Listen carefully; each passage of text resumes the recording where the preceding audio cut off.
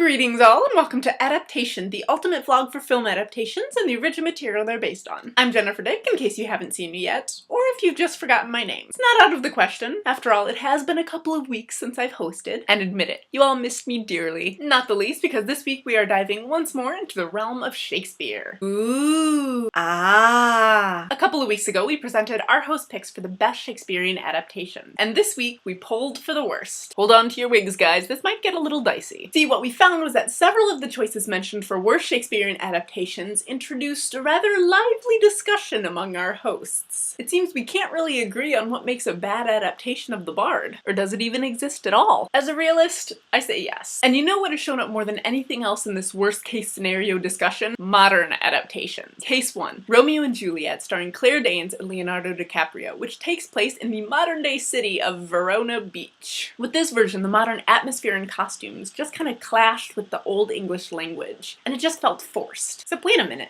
This version was also just mentioned for our favorites list. Something's rotten in the state of Denmark. Sorry, wrong play. But speaking of Hamlet, the next adaptation mentioned as being among the worst was the 2000 version of Hamlet, which is set in modern-day New York City and stars Ethan Hawke. Preface here, yet again our hosts don't quite agree on our opinions of this one. On the one hand, there are some who think that making Hamlet into a moody 90s artsy film douche is pretty darn perfect. Then again, on the other hand, this film left out a pretty good portion of the play, including the famous graveyard scene. On top of that, certain changes were made because of the modern setting that made the plotline seem a little bit awkward, sometimes even far-fetched. Guns instead of swords, anyone? Come on, how can you accidentally kill someone with a gun? These bullets are real?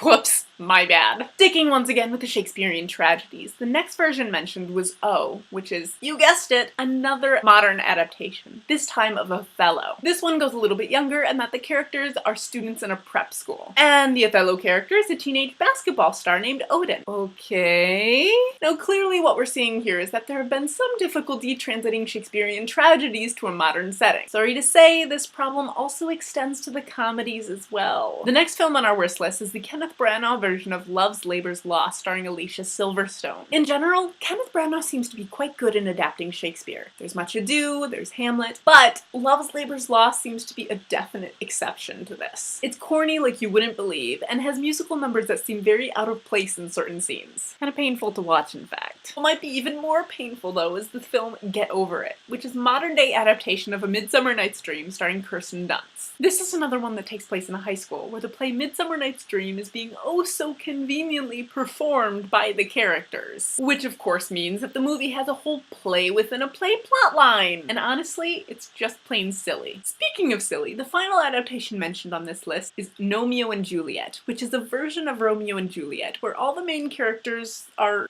gnomes. As in garden gnomes. All set to the tune of Elton John songs. Huh. Animated Shakespeare with Elton John. Something about that seems very familiar to me. And maybe not quite as successful. I don't know. I think Romeo and Juliet is a little bit adorable. And with that, we've come full circle. I hope you've enjoyed our picks, but even if you haven't, please make sure to let us know in the comment section. Check out our other social media sites. Links are in the description. And be sure to give our podcast a listen on iTunes as well. I hope you tune in next week for our next vlog, and until then, remember, when it comes to modern adaptations, save yourself.